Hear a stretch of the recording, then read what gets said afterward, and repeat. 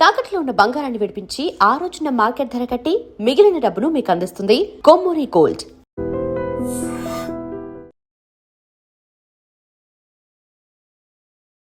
నమస్కారం, welcome to I dream. ధర్మ మార్గం విత్ విజిత కార్యక్రమానికి స్వాగతం.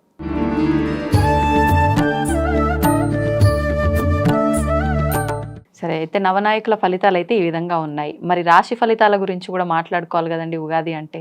మరి మొదటి రాశి మేషరాశికి ఎలా ఉండబోతుంది ఈ పరాభావన సంవత్సరంలో?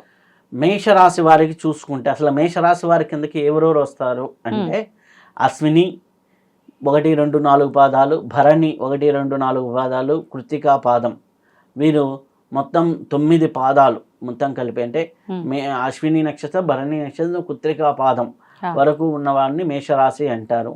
అలాగే వీరికి ఆదాయ వ్యయాలు ఏ విధంగా ఉన్నాయి అంటే ఆదాయం 11, వ్యయం 5, అంటే ఆదాయమే ఎక్కువగా ఉంది. రాజ్య పూజ్యం 2, అవమానం 4. మంచి అనేవాళ్ళు 2 ఉంటే అవమానం అనేవాళ్ళు అంటే చెడు అనేవాళ్ళు 4 ఉంటారు. అయితే ప్రధానంగా ఇందనకి చెప్పాం, ఈ ప్రధానమైనటువంటి 4 గ్రహాలను బట్టే మనం ఈ యొక్క గోచార ఫలితాలు, సంవత్సర ఫలితాలు మనం చూస్తామని. ఇప్పుడు గురువు ఎక్కడ ఉన్నాడు అంటే మిథున రాశిలో సంచరిస్తూ ఉన్నాడు. మిథున రాశి నుంచి రేపు మే ఎండింగ్ అంటే జూన్ 1వ తేదీకి ఇక్కడ మిథునం నుంచి కర్కాటకంలోకి వస్తూ ఉన్నాడు. అలాగే రాహుకేతువులు ఈ సంవత్సరంలో డిసెంబర్ 3వ తేదీ మార్పు చెందుతూ ఉన్నారు. వారు మే సింహంలో స్థానంలో కేతువు, అలాగే వచ్చేసరికి మనకి కుంభంలో రాహు ఉన్నాడు. అలాగే వీరికి శని వచ్చేసరికి మీనంలో ఈ సంవత్సరంలో పెద్ద వక్ర దృష్టి ఉన్న మీనంలోనే ఉంటున్నాడు, కానీ వక్ర సంచారం ఉన్న మీనరాశిలోనే ఎక్కువగా ఉంటూ ఉన్నాడు. కాబట్టి ఓవరాల్గా మనం చూసినట్లయితే వీరికి ఎట్లా ఉంది అన్నప్పుడు వీరికి మొత్తం మీద పంచమ స్థానం అంటే వీరికి 3వ స్థానంలో ఈ యొక్క గురు భగవానుడు సంచారంలో ఉంటాడు. 4లోకి ప్రవేశిస్తాడు ఇప్పుడు జూన్ నుంచి. 3వ స్థానంలో గురువు ఉన్నంత వరకు వీరికి ఎట్లా ఉంటుంది అంటే ప్రయత్నాలు ఎక్కువ, ఫలితం తక్కువ ఉంటుంది.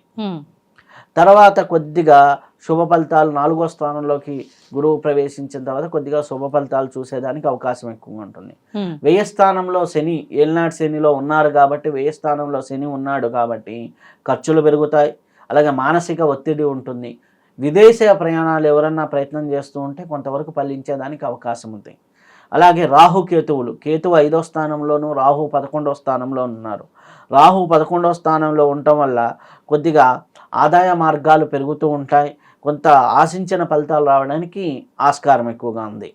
మొత్తం మీద మనం చూసినట్లయితే మంచి చెడుల మిశ్రమంగా ఉంటుంది. సహనము, క్రమశిక్షణతో ఉంటే వీరు ఈ యొక్క సంవత్సరంలో ముందుకు వెళ్ళొచ్చు. జూన్ తర్వాత కొద్దిగా ఆశించిన ఫలితాలు మెరుగ్గా కనిపించేదానికి అవకాశం ఉంది. దీంట్లో ఇండివిజువల్గా ఉద్యోగస్తులకి మనం చూసినట్లయితే జూన్ తర్వాత జీతాలు పెరుగుతాయి. విదేశీలో మనకి ఉద్యోగం కోసం ప్రయత్నిస్తున్న వారికి మంచి అవకాశాలు కనిపిస్తున్నాయి. విదేశీ విద్య కోసం ప్రయత్నిస్తున్న వారికి బాగా అవకాశాలు ఉన్నాయి. అలాగే ఈ రాశిలో ఉన్నటువంటి వ్యాపారస్తులకు ఏ విధంగా ఉంది అని మనం చూసినప్పుడు మొదటి భాగం అంటే జూన్ వరకు ఉన్నటువంటి భాగంలో కొద్దిగా ఇబ్బందులు, కొద్దిగా టైట్గా నడిచేదానికి అవకాశం ఎక్కువగా ఉంది. 2వ భాగంలో రియల్ ఎస్టేట్, నిర్మాణ రంగం, అలాగే భూములతో వ్యాపారం చేసేవారు, భూమి కొనుగోళ్ళు ఇట్లాంటి రియల్ ఎస్టేట్ రంగాల్లో ఉన్న వారికి కొంత మెరుగుదలైనటువంటి మంచి ఫలితాలు కనిపిస్తూ ఉన్నాయి. రేపు జూన్ వరకు కూడా ఈ రియల్ ఎస్టేట్ రంగం డల్గానే ఉంటుంది ఈ సంవత్సరంలో.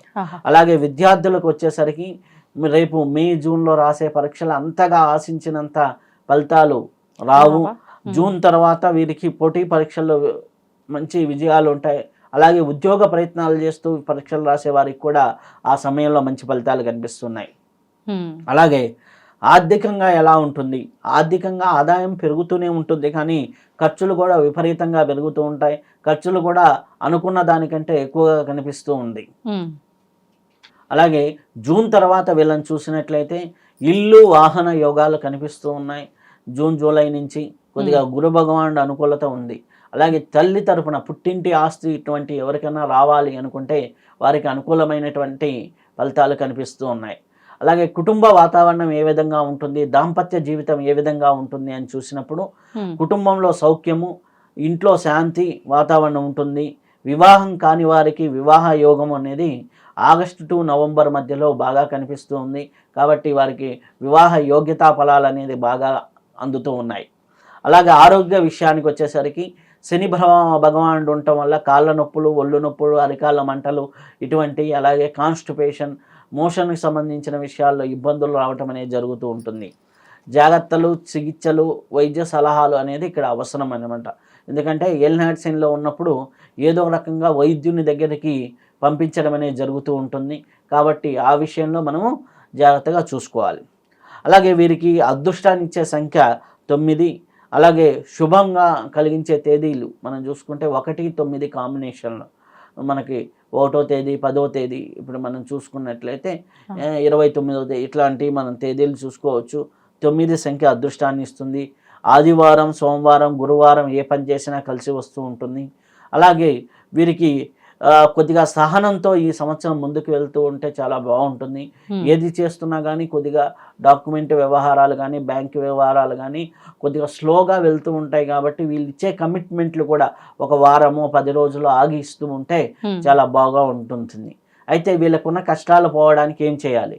వీరికి శని బాగాలేడు, రేపు గురువు బాగాలేడు. గురువు కోసం దక్షిణామూర్తి స్తోత్రాన్ని పారాయణం చేయటం, అలాగే గురువు ప్రదేశాల్లో నిద్ర చేయటం, అంటే అరుణాచలం కానీ, గానుగాపూర్ కానీ ఇట్లాంటి ప్రదేశాలను దర్శనం చేసుకుంటూ ఉంటాం. అలాగే దక్షిణామూర్తి స్తోత్రం, అలాగే ముఖ్యంగా చెప్పాలంటే శివ రుద్రాభిషేకం చేసుకోవటం, అలాగే మంగళవారాలు, శనివారాలు ఆంజనేయ స్వామికి పూజ చేసుకుంటూ ఉంటాం. అలాగే వెంకటేశ్వర స్వామి దర్శనం, అలాగే శ్రీ తిరుపతి వెంకటేశ్వరుడు ఉన్నారు, మనకి చాలా ముఖ్యమైన ప్రదేశాలు ఉన్నాయి వెంకటేశ్వర స్వామికి, అవి దర్శనం చేసుకోవడం.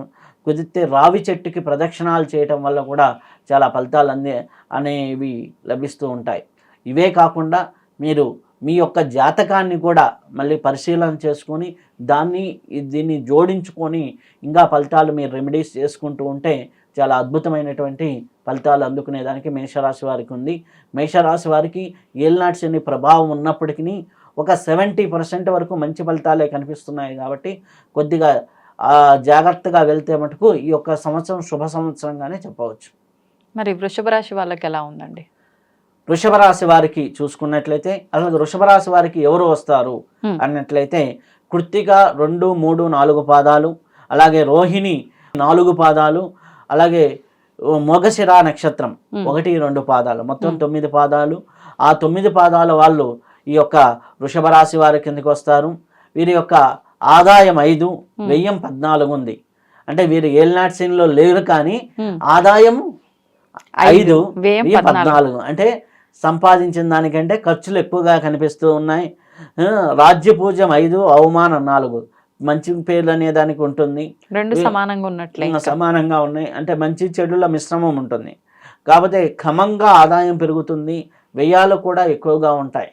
అయితే ఇట్లా వ్యయాలు కనిపించిన సంవత్సరంలో వాళ్ళ ఇంట్లో ఇల్లు కొనటము, లేకపోతే ఏదన్నా అమ్మాయికి పెళ్ళిళ్ళు చేయటము, పెళ్ళిళ్ళు జరగటము, ఇట్లాంటి శుభ ఫలితాల వల్ల కూడా వ్యయం పెరుగుతూ ఉంటుంది. అటువంటి నిర్ణయించుకుంటే వీరికి చాలా బాగుంటుంది.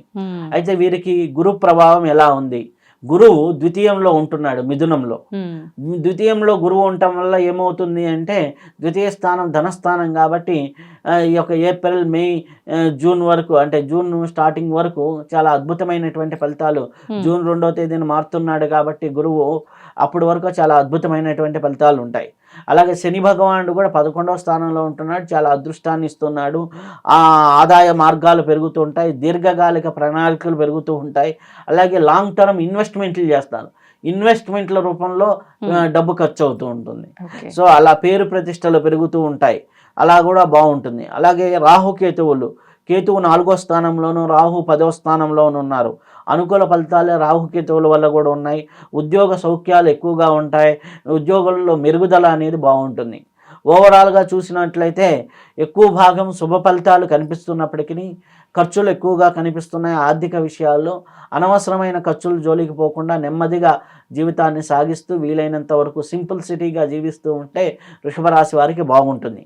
వీరిలో ఇండివిజువల్గా చూసుకున్నట్లయితే వృత్తి వ్యాపార రంగంలో ఎట్లా ఉంది, వాళ్ళ ఉద్యోగ రంగంలో ఎలా ఉంటుంది, వ్యాపార రంగంలో ఎలా ఉంటుంది, మనం ఇండివిజువల్గా ఒక్కొక్కరికి చూసినట్లయితే ముందుగా వ్యాపారం, రైస్ మిల్లుల వ్యాపారం చాలా బాగుంటుంది, పారిశ్రామిక రంగం బాగుంటుంది, సిమెంటు, ఇనుము, స్టీల్ మైనింగ్ చేసే వాళ్ళకి బాగుంటుంది. నూతన గృహ నిర్మాణం చేసే వాళ్ళకి బాగుంటుంది. అకౌంట్స్, న్యాయవాదులకి చాలా బాగుంటుంది. ప్రభుత్వంలో ఉన్న ఉన్నత అధికారులకి చాలా మంచి ఫలితాలు కనిపిస్తున్నాయి. ఆదాయం, పేరు, ప్రతిష్టలు, కొద్దిగా గౌరవం పెరుగుతూ ఉంటుంది. అలాగే వ్యాపారాల్లో కొద్దిగా తక్కువగా చూసుకుంటే షేర్స్ విషయాల్లో పెట్టుబడులు పెట్టే వాళ్ళు కొద్దిగా జాగ్రత్తగా ఉండాలి. అలాగే రైతులకు కూడా మంచి అనుకూలమైనటువంటి ఫలితాలు కనిపిస్తూ ఉన్నాయి. ఉద్యోగస్తుల విషయానికి వచ్చినట్లయితే ఉన్నత అధికారుల గుర్తింపు ఉంటుంది. ప్రమోషన్స్ బాగా ఉంటాయి. ప్రభుత్వ రంగంలో కూడా మంచి ఫలితాలు వస్తూ ఉంటాయి. ప్రభుత్వ ఉద్యోగులకు కూడా మంచిగానే అనిపిస్తూ ఉంది. విద్యార్థులకు వచ్చేసరికి జ్ఞాపక శక్తి బాగా బలంగా పెరుగుతుంది. ఉన్నత చదువులకు అవకాశం ఉంది. పోటీ పరీక్షల్లో విజయాన్ని సాధిస్తూ ఉంటారు. విద్యార్థుల పరంగా కూడా చాలా అనుకూలమైనటువంటి ఫలితాలు కనిపిస్తున్నాయి. కుటుంబము, వ్యక్తిగత జీవితం వచ్చేసరికి కుటుంబ పోషణ బాగా ఉంటుంది. వివాహాది శుభకార్యాలు ఇళ్లలో జరుగుతూ ఉంటాయి. కొన్నిసార్లు అపవాదులు ఉన్నప్పటికీ అపనిందలు పడకుండా జాగ్రత్తగా తీసుకుంటూ ఉంటే చాలా అద్భుతమైనటువంటి ఫలితాలు పొందేదానికి ఆస్కారం ఎక్కువగా ఉంది. ఆరోగ్య విషయానికి వచ్చేసరికి సాధారణంగా ఆరోగ్యం బాగానే ఉంటుంది. వాహన ప్రయాణాలు చేసేటప్పుడు కొద్దిగా జాగ్రత్త. అలాగే భార్యకి స్వల్ప ఆరోగ్య సమస్యలు వచ్చేదానికి అవకాశం ఎక్కువగా ఉంది. అంటే ఇంట్లో భార్య అయితే భార్య, భర్త అయితే భర్త, మీ ఇరువురిలో చెక్ చేసుకుంటూ ఉంటే చాలా బాగుంటుంది.